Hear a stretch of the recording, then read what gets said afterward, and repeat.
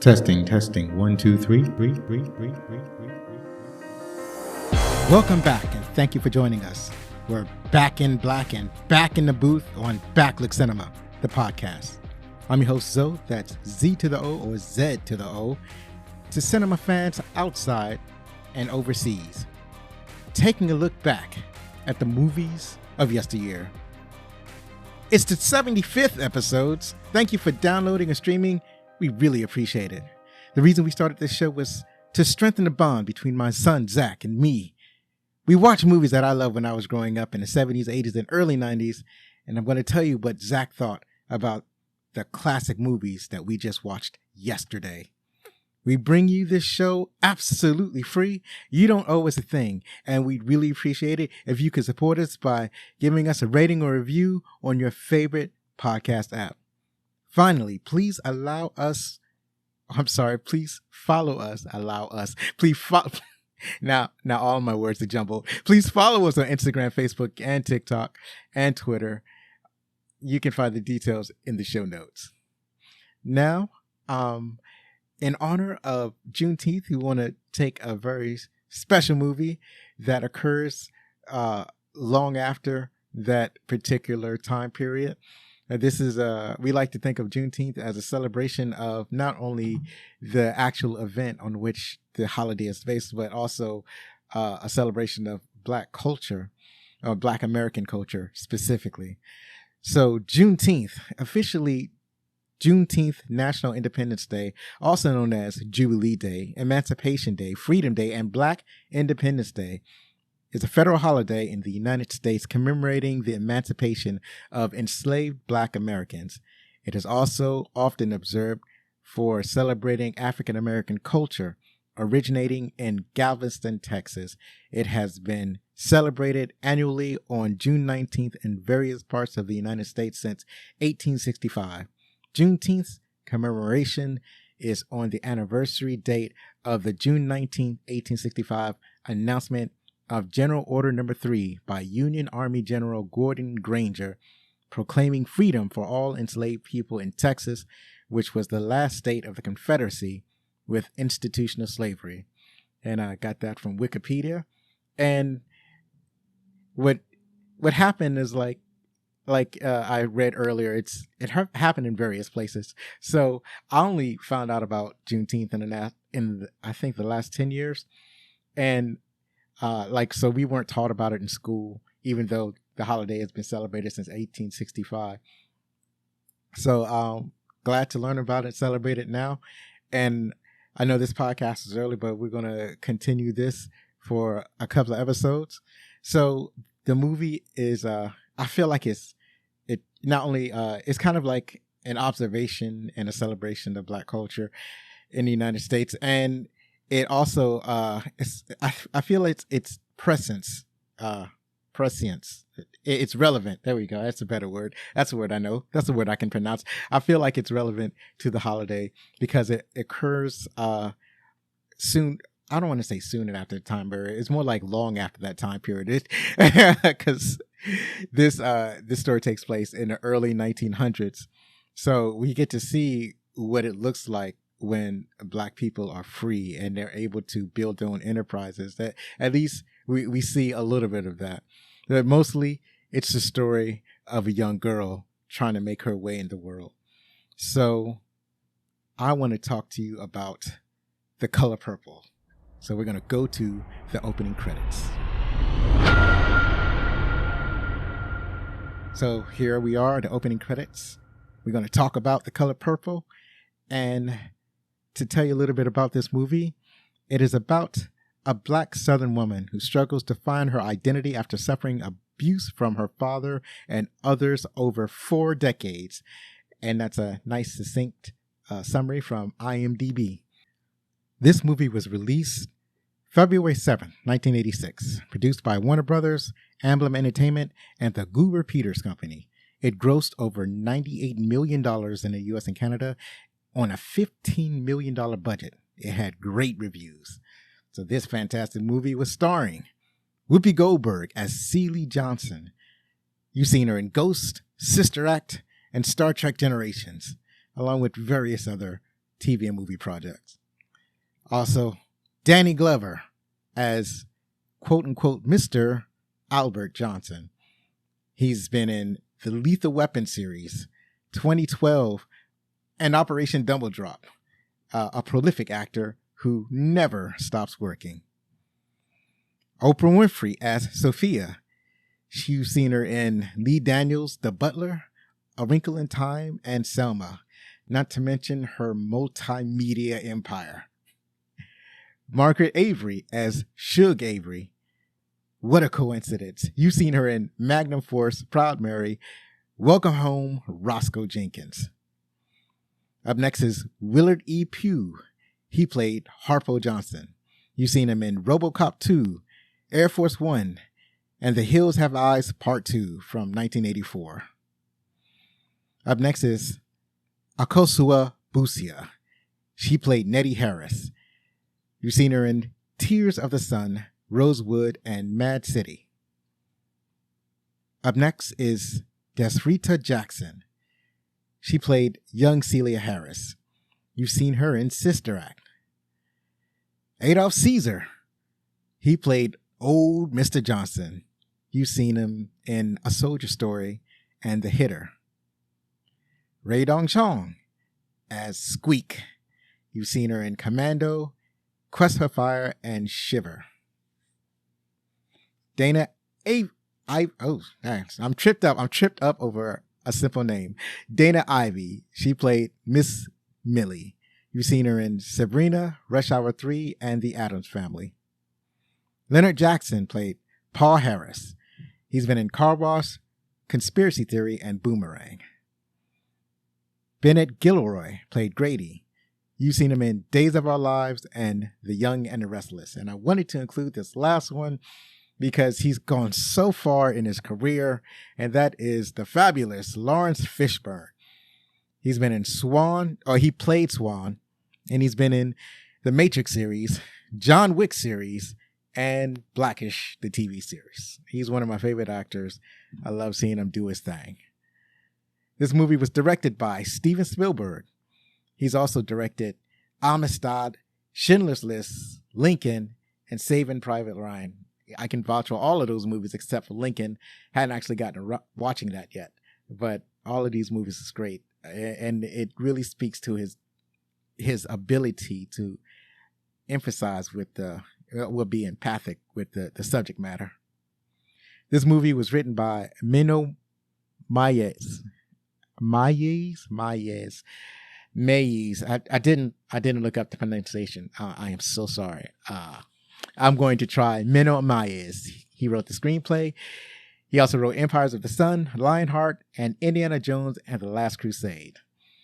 This movie is based on a book written by Alice Malsenior Tallulah-Kate Walker, writing under the name Alice Walker. She wrote the Pulitzer Prize winning novel, The Color Purple. Miss Walker was the first tripping up over all of my words. Miss Walker was the first African-American woman to win a Pulitzer Prize for fiction for The Color Purple. Yeah, see, there, I got it out. I'm a genius. I am a vocal acrobat. The music is by Quincy Jones. So, Quincy Delight Jones Jr. is best known for his influence in popular music, from composing for Frank Sinatra and creating Grammy-winning hits with Michael Jackson. He helped shape the sound of music for the 70s and 80s. What is lesser known is he is also prolific in making music and composing musical scores for movies such as In the Heat of the Night, The Gateway, and The Italian Job from 1969. And I'm going to throw this in here for free. He also composed the really catchy theme to Fred's, Sanford and Son. I almost called it Fred Sanford because I called it Fred Sanford when I was growing up, even though the name of the show is Sanford and Son. And I love that little tune that he whipped up for that show. So that's it for the opening credits. If you're enjoying the show, please remember that you can get t-shirts, hoodies, mugs, face masks, jerseys, and more at our refurbished website, backlickcinema.com/shop. Check weekly for the new designs and products. I'll leave the links to Teespring and tpublic.com in case there's anything there that you want. In particular, the pint glasses are only available at Teespring. I love those pint glasses. And I don't know. I think I'm going to continue to trip up over my words during the rest of the podcast because a lot of stuff happened today that I did not expect to happen. Among those, you know how, you take your car to the mechanic and they're like, yeah, we can fix the problem that you brought it here for, but also there's all this other stuff that need to be fixed. Well, I had that experience, except I went to the doctor to get a shot, specifically the second shingles shot. It's a 2-shot regimen, and I went there for my second shot, and they were like, "Let me take your blood pressure," and then it became a whole thing. I had to do all of this other stuff after they checked my blood pressure, so it became a thing. There was more that was wrong with me than just going there to get my shot, and because I'm a veteran and I can take advantage of the VA healthcare system, and all I can say is that everyone in America should be able to have free health care because I am basically doing preventative care, right? So everyone in America should be able to take advantage of this app. It's myself and my fiance. We both on the VA system. And without it, I don't know how we would be able to take care of our medical issues. So if you believe in universal health care in the United States, I think you should advocate for it. It's more political than I usually get on this show, but the only reason that I'm doing it now is because of personal experience and because the throbbing in my arm from the shingles shot is reminding me that maybe I should let people know how I feel about the healthcare system in this country. So we're going to continue on with stuff I heard, but I didn't hear much, actually. I was going to do a stuff I heard segment, but it was like, well, there's really nothing that I've heard. So we're going to go past that. We're going to go past stuff I heard and go straight to talk about some of my favorite parts of the movie.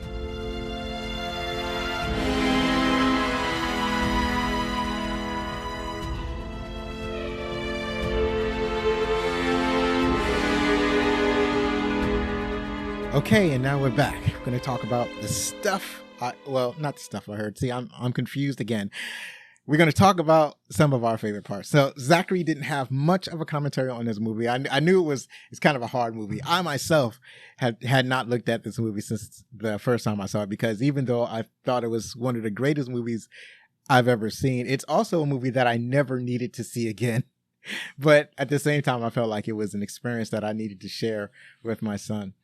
So I felt like I've done my duty. So his basic comment was that it was a good movie, but it was not his cup of tea. But I feel like I've done my duty and I've exposed him to The Color Purple.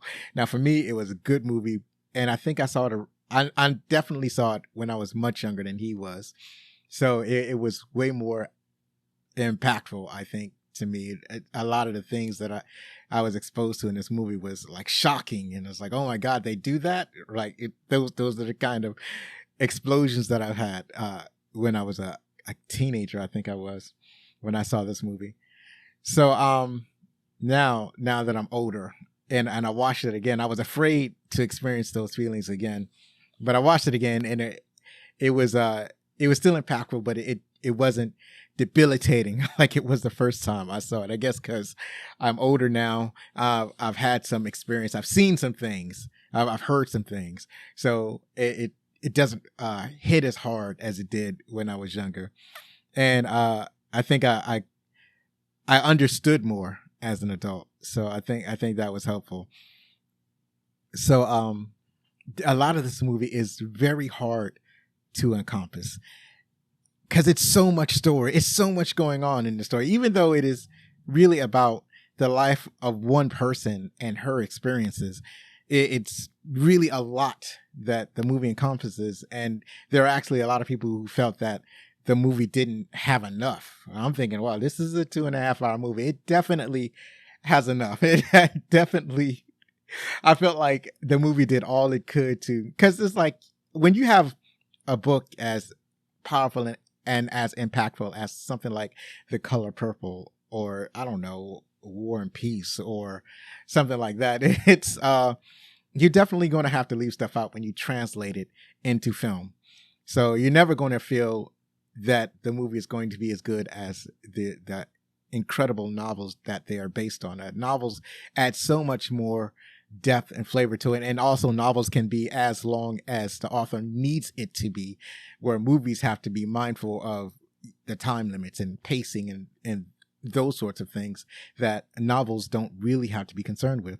So yeah, it's a lot of stories, so it's very hard to compact all of these movies. This is one of those movies that it's really the entire movie as a whole is my favorite part, and then I can just pick up some of the more impactful scenes that the movie had specifically for me, because I feel like because I'm a male, I'm probably not the best person to talk about it, but at the same time, I feel like this movie is for everybody, so everybody should be able to talk about those things, the subject matter that this movie explores.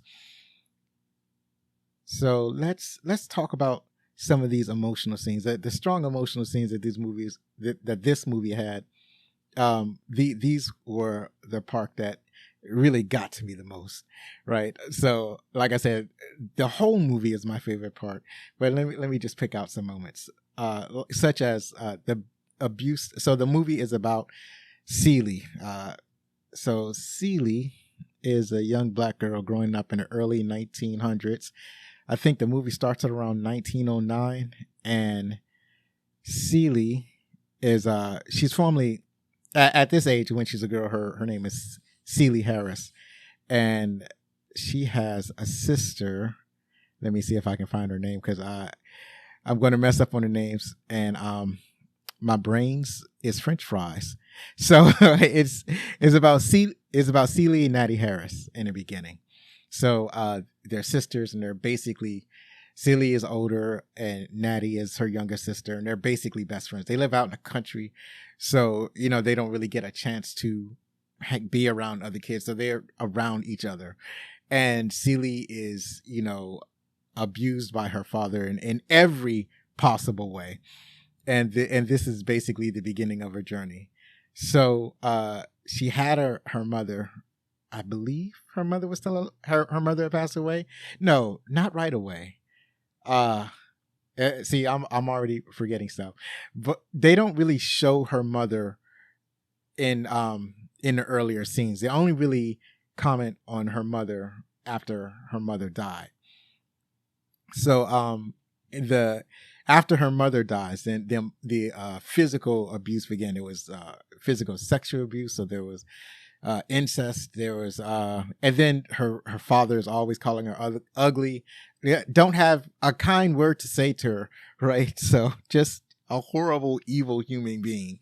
And as Nettie, Celia's little sister, is growing up, she's like, now Nettie is catching her father's eye. Now her father's looking at Nettie as a potential to sexually abuse as Nettie is getting older.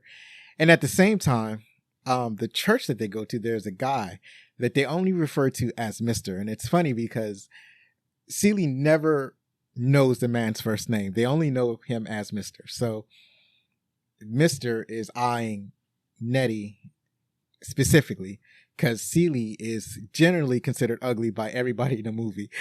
So he's looking at Nettie, and Nettie's 13 or 14 years old, and Mr. is like, I don't know, 30, 35.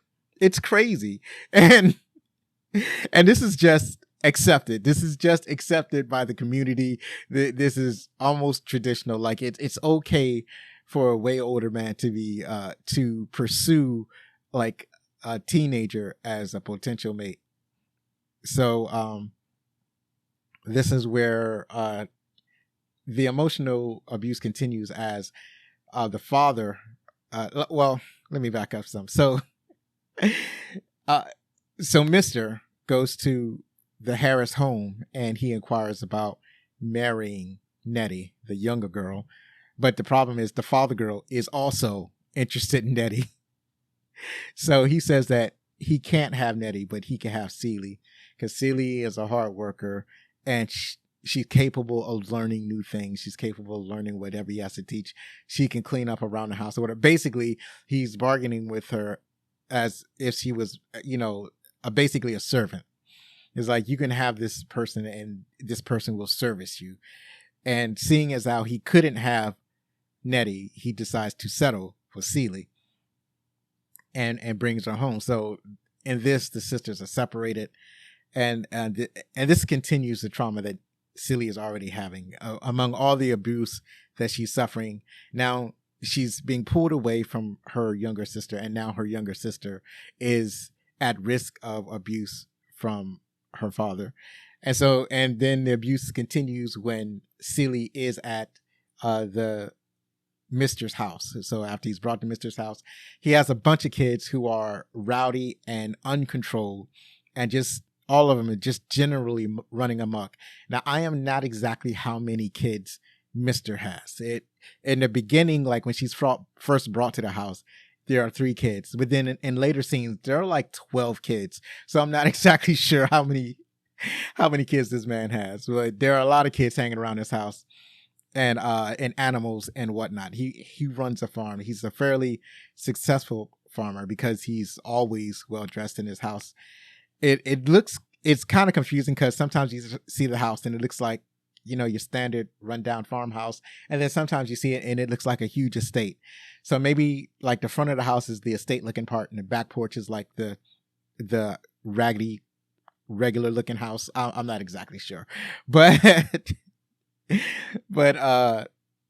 so she's brought there, and she's expected to clean up the whole house. He is verbally abusive. He is physically abusive. She can't say anything without him smacking her around. He'll smack her before he smacks his own kids. And basically, she's just another kid in the house. She's as basically like the oldest child is barely a couple of years younger than she is. And yet she's expected to be this child's mother, right? So, or this child's stepmother. So now she's a child raising a bunch of children, and also trying to keep up with all of the stuff that Mister has in store for her. Notice that she does not know his first name. She doesn't, presumably she knows his last name, because I think her father refers to him as Harris, and I presume that she's heard other people call him Mr. Harris, but she only calls him Mr. or Sir, right? So, and this is supposed to be his wife. This is terrible. This is and this is something that I noticed as I am older that I didn't notice when I was younger. So, she is given to Mr. basically as property. And then when she's reunited with Nettie, so Nettie's on an errand or something where she has to deliver some letters or something to Mr. And so she sees Celia, and they're all happy, and they celebrate their reunion. And Nettie doesn't want to go back home because now her father's on top of her. So basically she's receiving the abuse that Celie formerly had. So they talk to Mr. And given that Mr. wanted Nettie in the first place, he happily agrees to let Nettie stay at the house. So you have both Celie and Nettie living with an abusive husband, and both of them living in fear of this man. And there's a scene where, to demonstrate his absolute control over Celie, where like one of her duties is to shave him. So it is old fashioned shave. This is like not with like modern razor blades, but with a straight razor. And like they like to shave outside for whatever reason. So they're outside on the porch, and he slaps her because she's too slow with getting the razor and stuff set up. And so he sits down and he threatens her, like, if you cut me, I'll kill you or whatever. So she's trying to shave as carefully as he can. Now, the thing is, he is totally at her mercy, completely and totally. But he has such control over her that he is without fear that she'll try to slash his throat, which is what an abused woman might try to do. But she doesn't. She, as carefully as she can, start shaving him with a straight razor, without the thought of having, just to end it right then and there. So one of the emotional beats is having her sister back. the other emotional beat is the pain of having her sister ripped away. So it comes to pass that Mr. eventually, he already has eyes on Nettie. So Nettie is going to school. And so because she doesn't have to work for anybody, she has the freedom to go to school. And she was going to use that education to teach Nettie. Nettie's going to teach Celie everything she knows. She's going to specifically teach Celie how to read. Since Celie can't go to school, Nettie's going to take what she learned and teach Celie how to read. So on her way to school one day, she's confronted by Mr. He's like playing with her, following her on his horse. And then he tries to get her in the bushes and try to rape her. But then she kicks him in the dick and then she runs off. And but she really has no place to go. She can't go back home. She doesn't really have any other family around. So she ends up going back to Mr.'s house, to her sister Celie. And so, having been rebuffed, Mr. naturally wants to kick Nettie out of his house. And, the pain of him ripping the two sisters apart was just, it's heart-wrenching, right? He literally picks her up and throws her out. And the two sisters are crushed and heartbroken at being torn apart. And, Nettie is obviously hesitating near the edge of the property. After she's finally thrown off the property, she lingers around the front of the property talking to her sister. And then finally, Mr. takes up rocks and starts throwing rocks at Nettie to get her to go away. And it was just terrible. He was just an evil man. He's just evil personified. He doesn't do anything good in this movie. He's a well-written villain because he doesn't do anything good. So it is like, if there is a bad choice, he chooses the worst choice possible. So after this, another beat is after they introduce Harpo and I forgot another character, Sophia. So it's really the introduction of Sophia because Harpo is basically the inept older child of Mr. So Harpo Harris is he brings Sophia home, and Sophia immediately demonstrates her dominance. It's like she already has a bearing of a woman who's not going to take any guff from anybody, man or woman, black or white.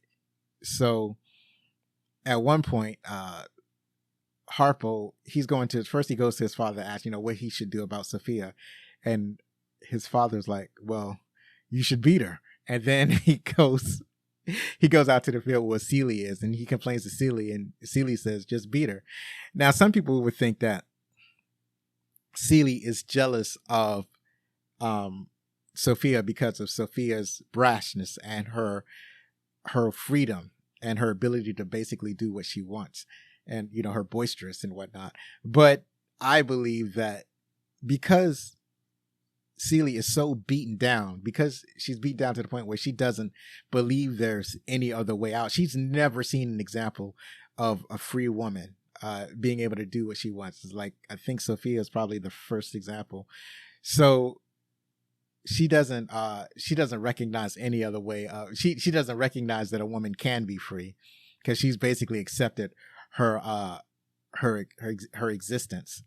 So when Harpo asked Celie what should he do, he said beat her, because that's all she knows. Celie tells Harpo to beat Sophia because that's all Celie knows.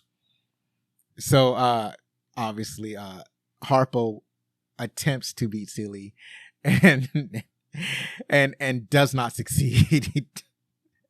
He goes to his father with a black eye, trying to say that a goat or a mule hit him in the eye or whatever. Another emotional beat is the introduction of the singer Shug Avery. Shug Avery is kind of a juke joint. I think that's what you call him, a juke joint singer. So she's touring the juke joint and nightclubs circuit, and apparently she's from that area and is somebody that Mr. has had his eye on for all of his life, or all of his early life. And it's like she rebuffs his advances, and later on she says because he's weak. And it's funny how Suge or Suge Avery actually interprets she interprets Mister's behavior as weak, and she knows that he is a weak man. So this is a lot of this actually answers a lot of questions. So with Suge saying that Mister is weak, so basically we interpret that as being that Mister is a bully. He's only able to assert his dominance over children, and you never see him try to dominate or you never see him try to lord over grown women. It's only children that he can hold his dominance over, which I guess is why he's attracted to children as sexual partners. And so Suge was an object of Mister's affection, and she was like, she didn't want anything to do with him because he's a weakling, a bully to children. So because Suge is a strong, independent woman, she made her own way in the world. She did not follow conventions. She also has issues where she is separated from her father. Her father is a local preacher, and the one thing she wants most in the world is for her father to accept her as she is, to love her unconditionally, and it's not something that her preacher father can do. So so she goes in the world with it, carrying this hurt and pain as baggage that peeks out every once in a while. In a moment of weakness, you can see that pain express itself. And I guess it also expressed itself in her excessive drinking and basically how she acts around other people. When she first meets Celia, the first thing she says is, "You show is ugly." So yeah, so but the interesting thing is that basically we see later on that both well, first thing we find out is, obviously Celie never learns Mister's first name. So it is when she meets when she meets Suge Avery, that's when she learns that Mister's first name is Albert, and she's befuddled because he doesn't look or act like a guy named Albert. And it's kind of telling us like that. She goes most of her life, like she only finds out about this as an adult. So she goes like almost a quarter of her life never knowing what her husband's first name is. It's just ridiculous, to say the least. Basically to show her status is to be she has the lowest status possible. So he brings her upstairs or whatever, and they settle, and Mister the next day attempts to cook breakfast, but he doesn't know how to use the stove. He doesn't Celie had worked out a system for cooking in his kitchen, and he doesn't know or understand the system. Although there is kind of a plot hole, because at one point he gives the mailman cookies that he claims that he baked himself in the kitchen, but then later on they show him not knowing how to use anything in the kitchen. So I guess he lied to the mailman about the cookies. Either he bought the cookies or he had Celie make the cookies, because the way he moves around in his own kitchen, it looks like that he has no idea how to use the kitchen.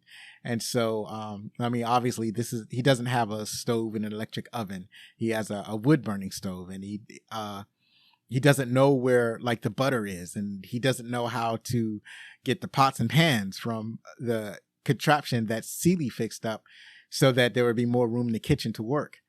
So I don't know what the deal with the cookies is. Somebody please tell me. Anyways, so one of the funniest parts in the movie is that Mister is trying to cook breakfast for Celie, and this part is like pure Steven Spielberg. So Mister is trying to use the stove, and he's asking Celie's question. And Celie just ignores him. She actually just gets into a rocking chair and just sits down and watches him as he tries to make his way around the kitchen, and just amusing herself with his inadequacies. And so he goes to he tries to put wood in the wood burning stove, and the fire is just not hot enough. He starts to after he puts the wood in, and the wood is on fire, it's just not hot enough to his satisfaction. Then he tries to throw some rags in, and still the wood is not hot enough to his satisfaction. And Celie's just sitting there grinning at him. So finally he goes into the back. He pulls out a gigantic can of kerosene, and then he switches back to the scene looking at Celie, and Celie is gone. The rocking chair is just rocking where somebody used to be sitting. She is gone because then Mr. pours some of this kerosene in the wood burning stove, and the oven absolutely explodes. Explodes with fire and flames. Like, it doesn't literally explode. It doesn't tear the house down. But really, Mr. catches the brunt of the blast, and he's now carrying a bunch of burnt food up to Suge, and he's all smoking like a cartoon character. So that was fun. I think that was probably the funniest part in the movie. So, and then Suge like throws the food out of her room because it's disgusting, obviously. So then Celie goes into the kitchen and she makes a proper breakfast. It was an outstanding breakfast, and then take it to Suge, but she's not sure about Suge's temperament. So she like sits in the corner on the outside hallway of the room. And then Suge slides back an empty tray. I guess meaning that the food met with Suge's satisfaction. So that was a funny beat in that movie. There's also the fight at the juke joint, which is fun. So this fight occurs when basically Squeak and Sophia kind of gets into it. I think this is after Sophia leaves what's his name, Harpo. So Sophia leaves Harpo, and then she kind of Harpo and Mr. they join together, and with the help of Lawrence Fishburne's character Swan, they build a juke joint out in the woods. And so after the juke joint is built, Sophia comes in with her new beau because she's still technically married to Harpo, and Harpo also has kind of a girlfriend, and they're so Harpo doesn't care about this girl. She's kind of just dancing with Harpo, because she's content with the way her life is now. So Harpo's girl comes up and starts, I don't know what's the word I'm looking for, bowstring or whatever. She starts if she were like a peacock, fanning her tail for, I don't know what you call it. She's basically trying to antagonize Sophia. So then she slaps Sophia, and then Sophia punches her into a gap in the floor, and she falls into the water because the juke joint is built on top of water. And then this causes the entire jukebox joint to start. Everybody's fighting everybody. Everybody's involved in. And Sophia is just sitting there, just enjoying the fight. Sophia's fighting. I mean, Celie. Celie is just sitting there enjoying the fight. She's watching everybody just fighting. And then, but Avery knows better, and she has to grab Celie and pull her out of the juke joint. And the whole part was very amusing. So even after Suge pulls Celie out, Celie comes back to look at more of the fight, and Suge has to pull her out again, out of the juke joint. So it is at this time that, it's around this time that Suge and Celie has sort of a relationship. And in an earlier scene, this is when Celie reveals that, she has no physical attraction or any kind of love for Mr. He gets on top of her and he just does his business. And Avery says, you make it sound like he's just going to the toilet. And Celie says, yeah, it's exactly like that. So, and I don't think Celie realizes it or is not really conscious of it, but she's really attracted to Avery. And then Avery returns that affection. And I guess with her meeting with Avery, she realizes that she's attracted more to women than to men. So they kind of have a relationship. And then but the singer now needs to leave. Celie wants to go with Suge, but Mr. is so present that she can't really she can't really escape. She's kind of stuck with Mr. because he makes it so that he's always present. So she can't devise a way to leave. And it's at this point that she realized that that's an option. She can leave. If she had a way out, she could leave. And that's the path that she's looking towards. Since now she's seen enough example of strong women that she feels like she can leave.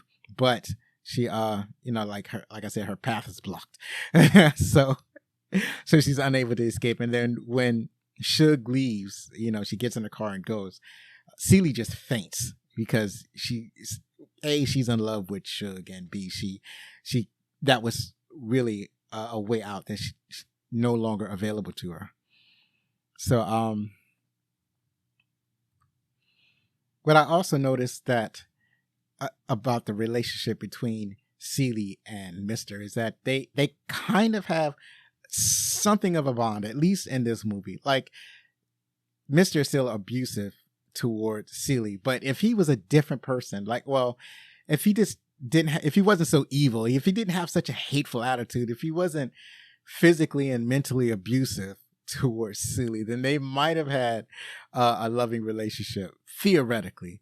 So, and there, it kind of peaks out in some area. So there's one portion where Mr. is getting ready to see Suge, and he's like all discombobulated trying to get dressed, and he's looking for his socks, he's looking for his watch, he's looking for his tie, he's looking for all of these things to get dressed. And because Celie is attuned to what either Mr. wants or Mr. needs, when he leaves and he comes back looking for a tie, and Celie already has a tie, she has anticipated his need.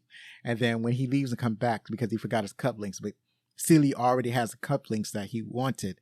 But Mr. doesn't recognize this. He doesn't say thank you or anything. He just grabs them and go.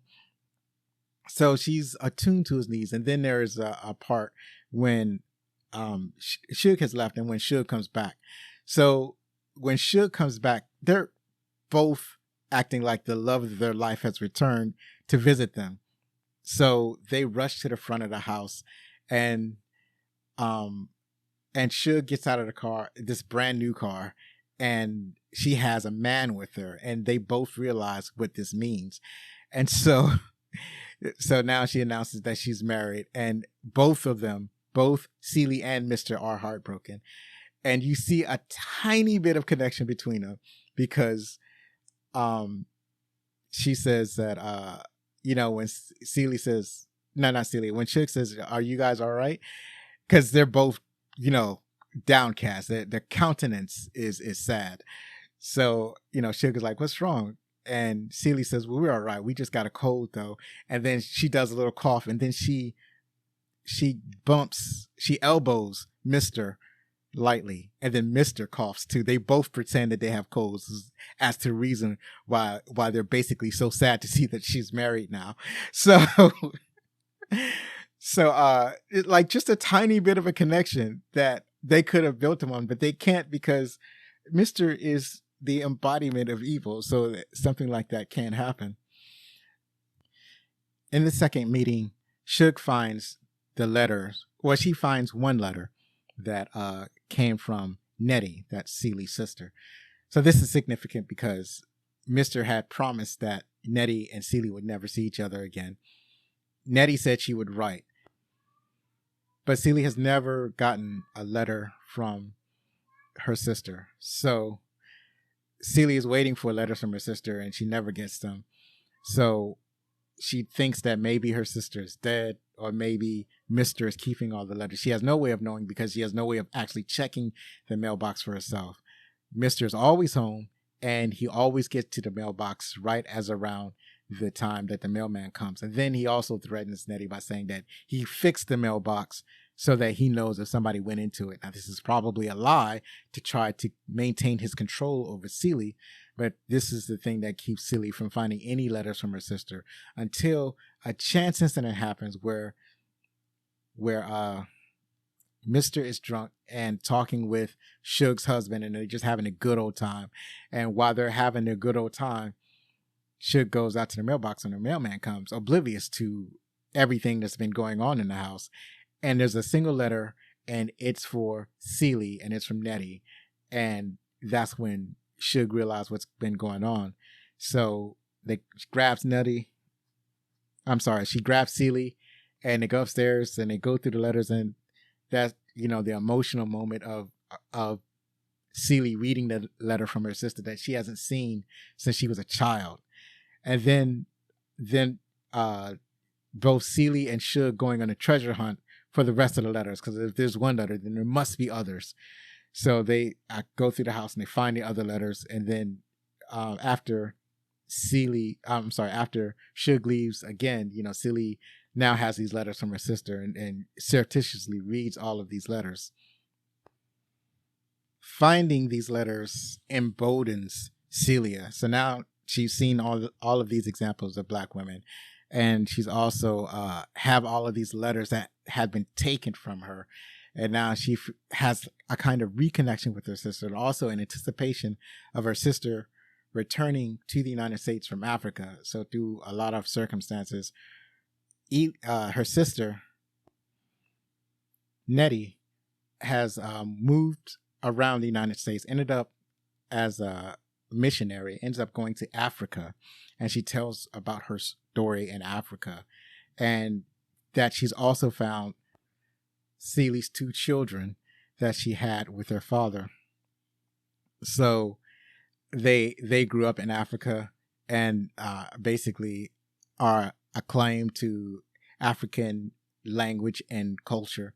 So even though they're American, because they grew up in Africa, they're basically African. So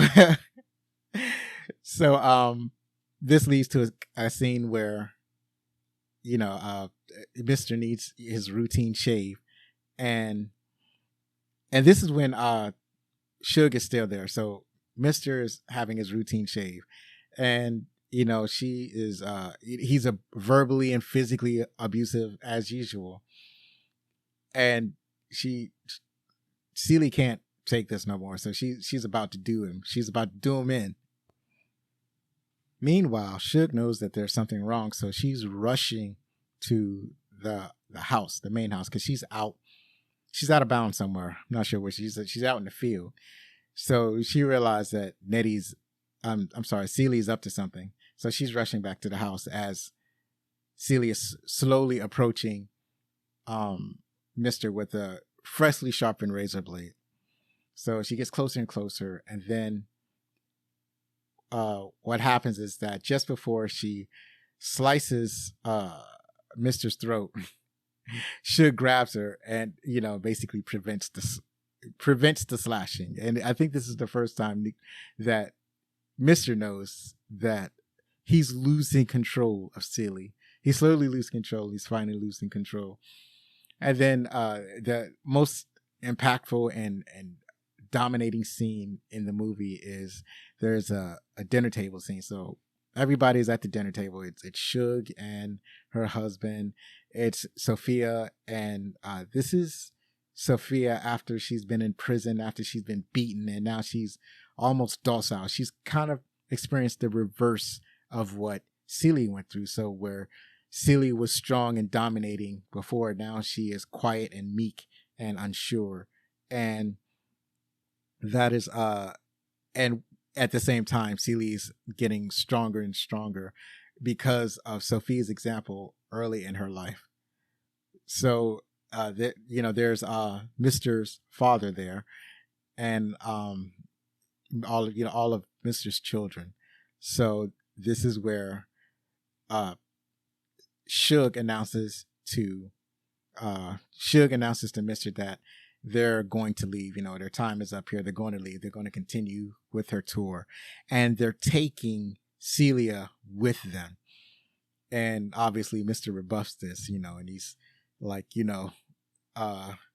she's not going anywhere, or she's ugly, and she's not talented, and she's got nowhere to go, and she doesn't have any money, and all this other thing. And it's not like he threatens her this time, because he can't really. I think he's recognizing her strength. So now he's casting doubt on her ability to leave. And one of the things he says to her, and he was like, you better not take my money. And this is basically ignites Celia. And she says, when have I ever asked anything from you? When have I ever asked anything from you? I didn't ask anything from you, not even your sorry ass hand in marriage. And that was a powerful scene. I think that's probably the scene that earned Whoopi Goldberg her first ever Emmy, not Emmy, what is that called? Academy Award nomination. She was nominated as best actress. And she should have won that. She eventually got supporting actress for Ghost, but she should have won that best. I don't know if that her role calls for supporting actor or best actress. I think that was for best actress in a motion picture. But yeah, she definitely should have won that, because all throughout the movie you really feel Celia. You feel what she's going through, and so when she explodes at that scene, it's just powerful.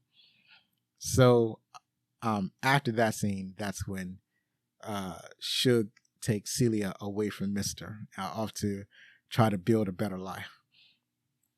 So when they're gone, like basically Mr. falls apart. His house is a mess. He hasn't shaved because apparently he doesn't know how, or he doesn't care. And he's drunk all the time. And even his father has to take pity on him. And his father is as evil as, well, you can tell why Mr. is evil because his father's evil. Now, Mr. he is unsuccessful at passing this evil along to his children. I mean, they try to be like him, but they're even weaker than he is. So he doesn't really impart any good lessons on his children. So his life is basically falling apart, but kind of like how Celia predicted in the dinner scene when she was screaming at him. So he receives a letter from the U.S. Customs and Border Office. Is it Customs? Immigration Office. So he gets this letter and he decides to do one good thing in his life. This letter is addressed to Celia, but Celia isn't there, and he doesn't really have a way of contacting her. So he does this one good thing in his life. He makes it so that Nettie can come back to the United States, because I think so. He gets the letter. He goes to the immigration office somewhere in Georgia, probably Atlanta, and he makes the case for Nettie to return, because when Nettie left, they didn't have, I don't know the circumstance of how Nettie left, but however they left, it made it difficult for her to get back in the U.S. Maybe she lost her papers or whatever. I'm not exactly sure. She left with some missionaries, and now she needed to be able to get back into the United States. So Mr. does the one good thing and makes the case for her return. And then you have the reunion of the sisters, and it was just a glorious ending to that movie. So and by the way, Celie inherits the house that her father had died, and she ends up inheriting the house and his property. She doesn't get any of his money, but she gets a significant amount of property, and she's able to start her own business and whatnot. So it starts to look better for Celie. Her path is on a more glorious trajectory. And then amongst all of this, she gets to see her sister and her children. And it's just an emotional ending of that movie. So yeah, this is supposed to be like our favorite parts of the movie, but I kind of narrated the movie. I don't know. I try not to do that, but that's with a movie like this, you almost have to do that. And I left a lot of significant parts, and then people are going to say, you left out this part, and you left out that part. And yeah, I know. And I like those parts too, especially one of the most impactful parts that all the memes are made of, where Sophie says, I loves Harpo, God knows I do, but I kill him dead if you try to beat me. I know I left that part out, but it's so much to put into this movie. Everybody knows that part, so I wanted to get to the parts that most people don't actually talk about. So that's it for the favorite parts. Now we're going to look at the trivia, the making of The Color Purple.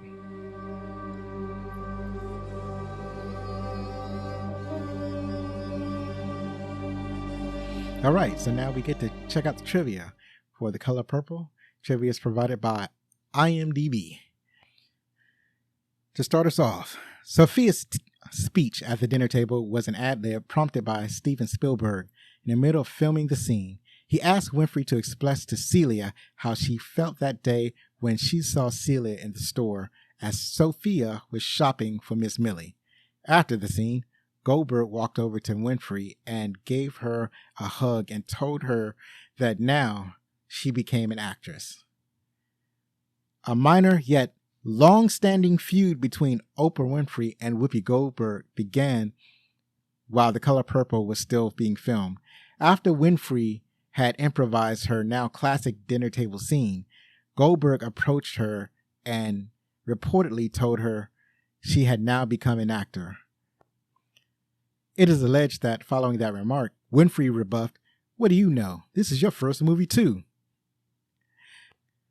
Accustomed to the TV talk show format on AM Chicago from 1974, Oprah Winfrey is often looking directly into the camera during her scenes, a habit that both amused and frustrated Steven Spielberg in the early stages.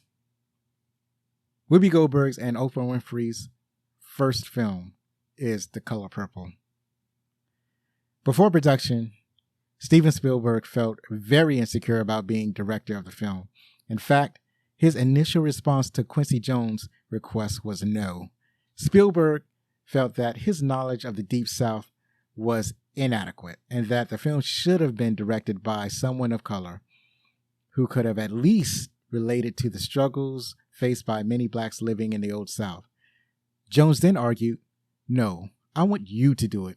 And besides, did you have to be an alien to direct E.T., the extraterrestrial?" Spielberg appreciated his friend's logic and decided to take the role as director of the film. Steven Spielberg's first baby was born during the filming of this movie, and he was serendipitously called away from the set while preparing the early scene in which Celie gives birth, leaving the scene to his assistant director. Spielberg later used the sounds of his newborn crying on the same scene of Celie giving birth, which he had missed during directing. Whoopi Goldberg won the part of Celie in her audition for Steven Spielberg by doing a comedy act she had developed about a stoned E.T. getting arrested in Oakland, California for possession. The audition was attended by many of Spielberg's famous friends, including producer Quincy Jones and Michael Jackson. This film caused one of the most controversial moments in the history of the Academy Awards when it received 11 nominations but did not include Steven Spielberg as Best Director. In the end, it won none of them. This movie is tied with The Turning Point from 1977 for the most Oscar nominations without a single win, that being 11. With Whoopi Goldberg being Oscar nominated for Best Actress and Margaret Avery and Oprah Winfrey for Best Supporting Actresses, this is the first time to feature 3 performances by black actors of any gender which were nominated for Academy Awards. It is also the first film to feature multiple Oscar-nominated performances by black women, and the first film to have 2 black actors of any gender be nominated in the same category, in this case, Best Supporting Actress.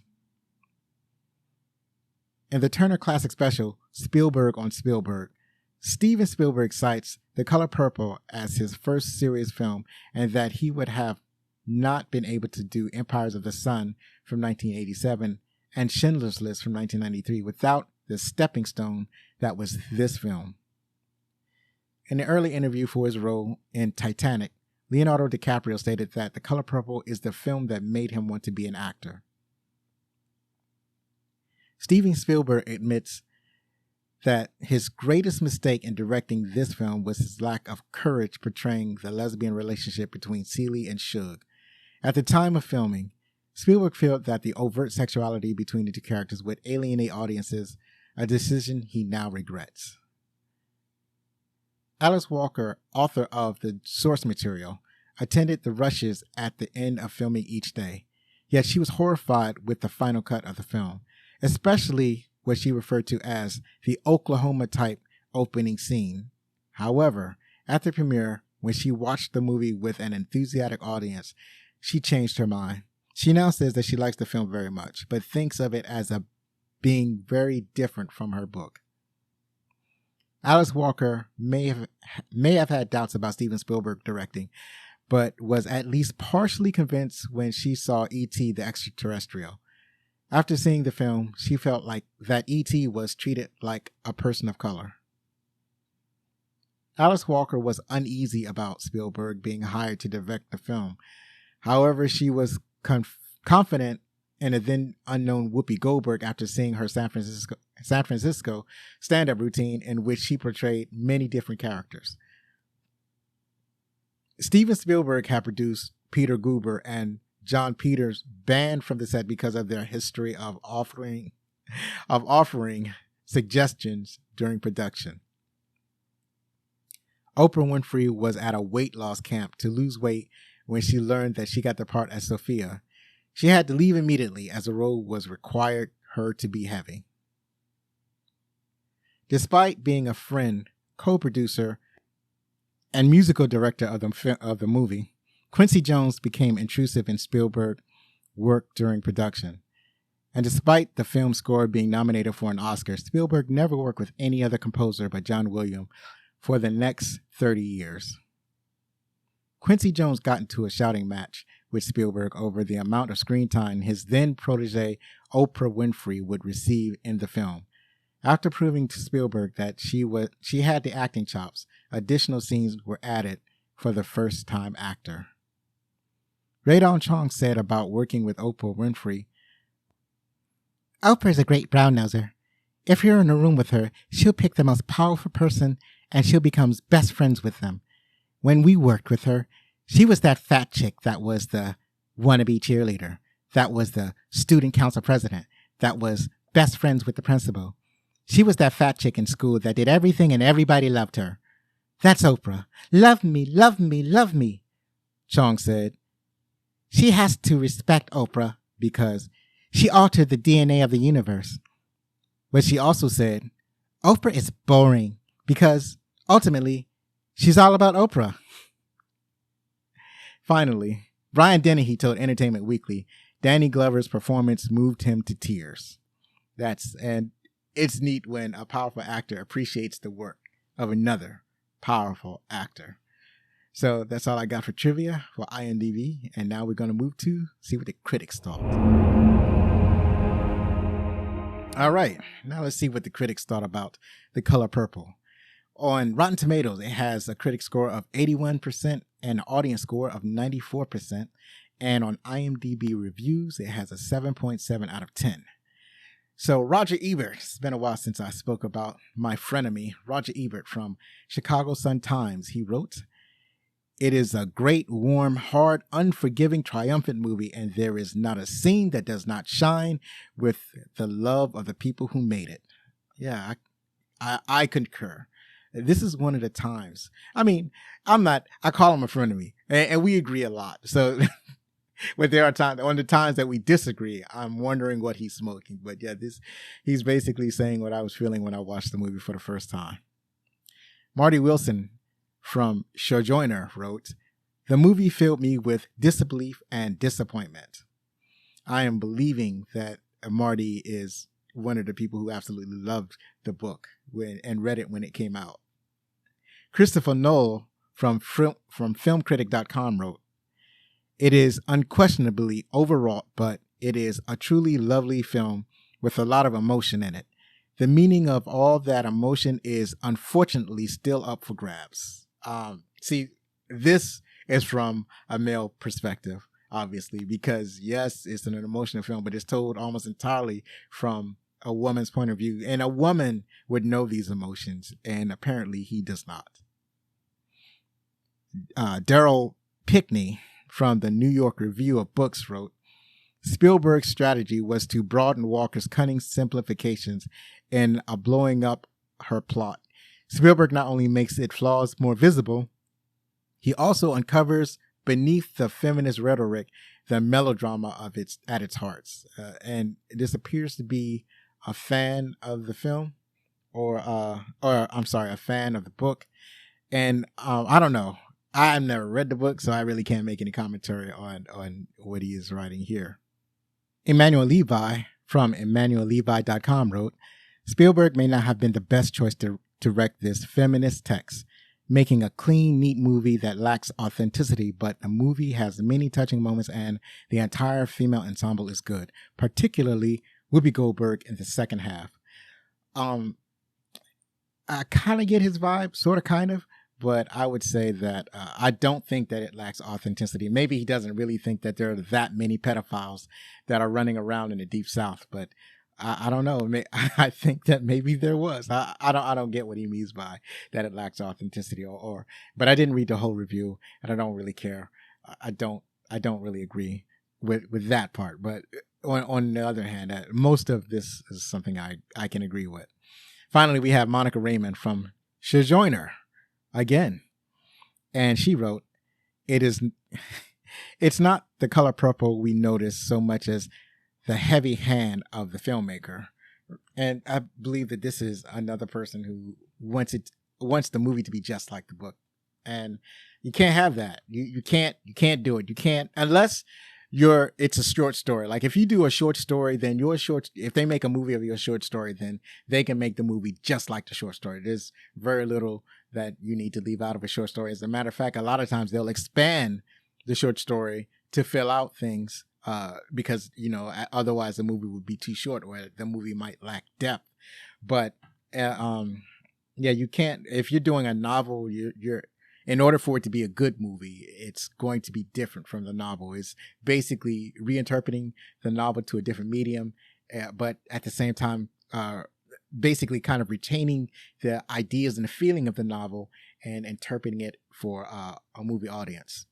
So, and I've experienced this. I've seen, I've read some books and then seen how the movie is so much different from the book that I loved. And basically, in my experience, it's just that the movie is so much shorter and that the characters don't have as much depth. One of these is Jurassic Park, I guess. But a lot of times, at the same time, I'm reading the book after I've read the I'm reading the book after I saw the movie. So from that perspective, it's like I'm expounding upon the movie, or I'm reading about the things that the movie didn't cover.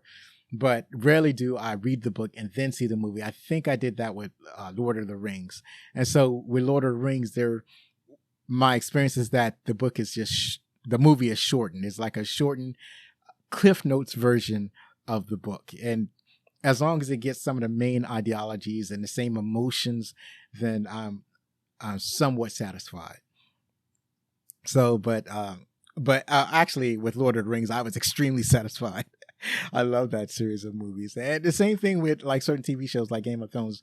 But even the TV shows are allowed to expound because they're serial. It's episode by episode. They're allowed to expand the characters in the way that a movie cannot. So it's but it is different watching your book be translated to a movie because you have certain expectations, and a lot of times those expectations are not met in a cinema format. So that's it for The Color Purple. The Color Purple is, as of this recording, is available on HBO Max. That's it for today. Next week, we conclude our celebration of Juneteenth with a celebration of African American artistic expression with a very unusual movie for this podcast, Eddie Murphy's Raw. Follow us on Twitter, at Backlook Cinema, or on Facebook or Instagram at Backlook Cinema Podcast for updates. And now we're posting videos on TikTok, as I kind of expounded upon last week and the week before that. Not many videos, I admit, but I'm going to work at creating more content for that platform. You can check us out at Backlook Cinema on TikTok. Don't forget, you can contact us with any questions, comments, or suggestions at fanmail@backlookcinema.com. And, if you got any suggestions, just let me know. Hit me up on the inbox or whatever, or on social media. And I'll see if it fits with the criteria, which is it has to be before 1996, and it has to be a movie that Zach hadn't seen before. And it has to be really good movie. It has to be a movie that I've seen before, and it has to be a movie that Zachary hadn't seen before. But if it's a really good movie, I can negotiate it with. I'm willing to negotiate. I've done it before. So one last time, if you like the show, then please help us grow. To do this, you can subscribe to the show, rate us, or write a review on Spotify, podchaser.com, or Apple Podcasts, or your favorite podcast app. Believe me, it matters. Be safe. Share a movie from yesteryear with your family. Hug your loved ones. And if you're going to be anything, be outstanding.